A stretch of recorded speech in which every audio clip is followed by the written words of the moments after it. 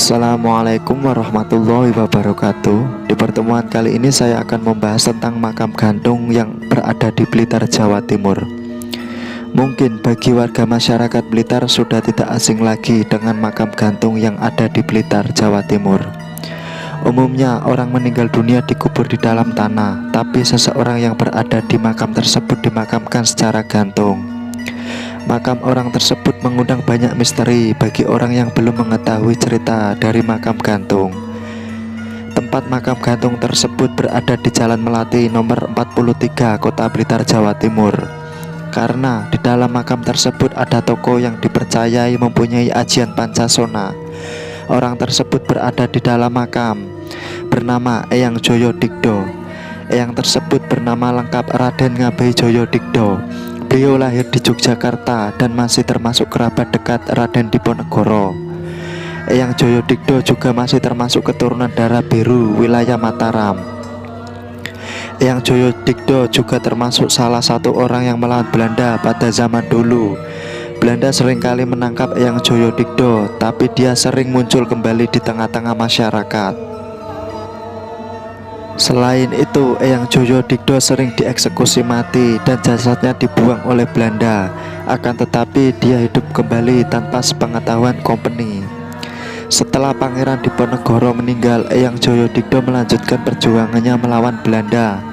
Pada umur 30 tahun, Eyang Joyo Digdo meninggalkan Yogyakarta dan pergi ke arah timur karena kekuatannya yang besar telah didengar oleh beberapa masyarakat.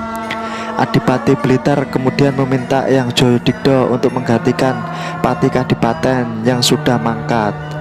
Adipati Blitar juga memberikan tanah kepada Eyang Joyo Digdo yang saat ini masih berada di kota Blitar.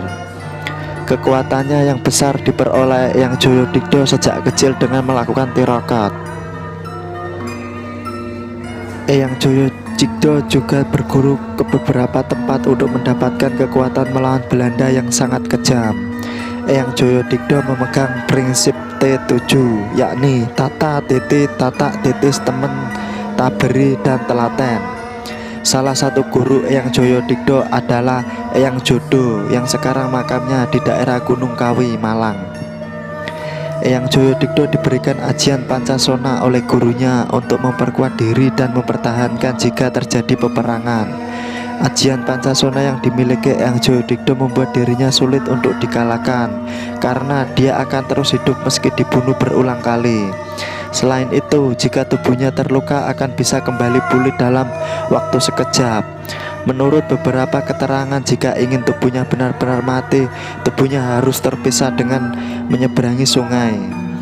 Selain itu, makamnya harus dalam keadaan digantung. Ada spekulasi yang berada di masyarakat, yakni Belanda sebenarnya kewalahan dengan ajian Pancasona yang dimiliki Eyang Joyo Digdo. Kemudian dia bekerja sama dengan Adipati Blitar untuk menawari Eyang Joyo Digdo menjabat sebagai Pati Kadipaten. Belanda menggunakan caranya mengubah lawan menjadi kawan. Kemudian pada tanggal 11 Maret 1999 Eyang Joyo Digdo wafat. Khawatir Eyang Joyo Digdo akan hidup kembali ketika tubuhnya menyentuh bumi, maka dari itu disiapkan peti yang siap digantungkan. Kemudian Eyang Joyo Digdo dimasukkan ke dalam peti besi tersebut. Selain itu, petinya juga disanggah dengan 4 tiang besi yang juga menopang atapnya. Baju dan pusaka Eyang Joyo Digdo juga ikut digantungkan. Juru kunci makam gantung tersebut mengatakan bahwa benda yang digantung di atas peti tersebut sebenarnya adalah gaib. Hanya orang yang mempunyai ilmu gaib tinggi yang mampu melihatnya, karena jasad, pakaian, dan benda pusakanya digantungkan makam tersebut dinamakan makam gantung.